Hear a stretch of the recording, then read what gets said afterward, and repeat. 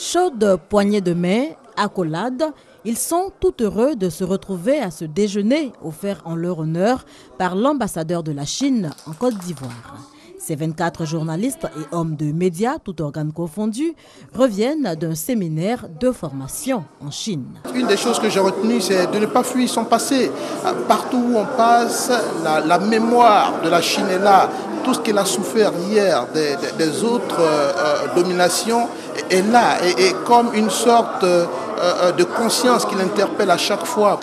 Donc le travail et s'appuyer sur son passé pour grandir. On a été vraiment impressionnés par la beauté de la Chine, mais en plus de ça, on a été formés. On a eu des visites en entreprise, on a visité des sites touristiques, notamment la Grande Muraille. On ressort de là très enrichi. 21 jours à s'imprégner de l'histoire, des traditions, de la culture et de l'évolution de la presse chinoise. Les participants en feront bon écho.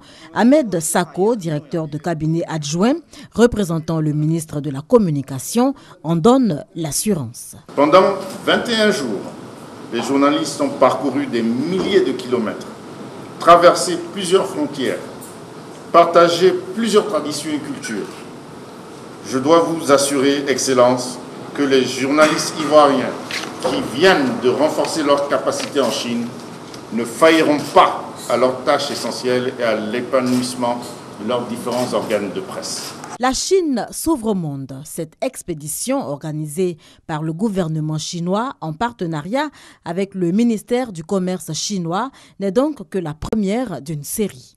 L'ambassade de Chine en Côte d'Ivoire compte bien aller plus loin. Il y aura certainement ce genre de séminaire organisé par la Chine à l'intention des journalistes ivoiriens. Nous allons continuer à travailler là-dessus pour les années à venir.